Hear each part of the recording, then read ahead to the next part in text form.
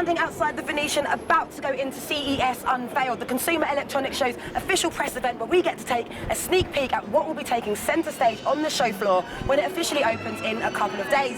So, without further ado, let's go and take a look at what newfangled tech we'll be sinking our teeth into in 2012. First up, it's round 2 for the AR drone, and now this smartphone and tablet-controlled quadricopter is better than ever. For starters, it's capable of taking snaps and shooting 720p HD video. And thanks to the dedicated AR Free Flight app, you can view your captured content on any iOS or Android device. There's also AR Drone Academy, which is essentially its social networking side, where other users will be able to take a look at your captured content. Improvements to its build include a more resistant material to protect both of its cameras.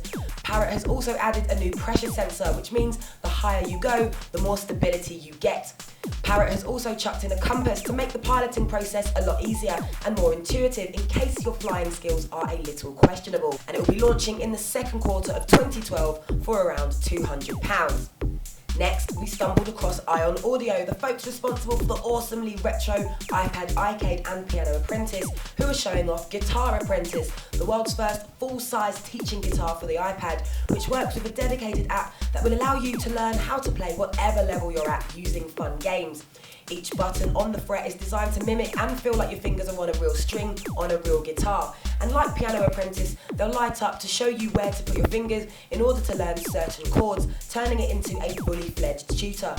And in theory, after a bit of practice, you'll be able to pick up a real axe and execute what you've learned. It'll also work with any MIDI app like GarageBand. It doesn't matter if you're right-handed or a lefty, the app will just flip over and adjust accordingly. And it's out in the US initially, but will eventually come to the UK for around £65. Then there's Erasma from Autonomy, an augmented reality app that's been around for about 6 months now, that's designed to enhance the way we interact with everyday objects in real time, like this £10 note that throws up clever animations and will give you the opportunity to access the Darwin Centre for additional information. But now it's added gesture recognition, a feature it plans to roll out soon. So as you can see, movement is the driving force behind these football and hockey games, which are fired up when held in front of a static image. At the moment, it's single player only, but multiple finger recognition is the next step. And if you want to create your own, it's just announced its 3D engine. So using its in-app tools, anyone can add a variety of animated 3D characters into the real world. And finally, there's the One Laptop per Child Exo 3, an 8-inch tablet that can be charged using AC power, as well as a dedicated solar panel or a hand crank device. It's designed for children in developing countries for educational opportunities. So for example, there's this simple game designed to teach kids about fractions. Then there's Wikipedia Slices, which is essentially an offline version of Wikipedia for a variety of reference material. The tablet can also be used to teach kids about programming, so learning how to write and modify software programs, as well as debug them.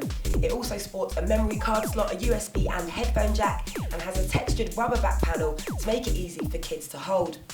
And users will be able to choose between an Android OS or OLPC's own Linux-based sugar when it's released for around £65.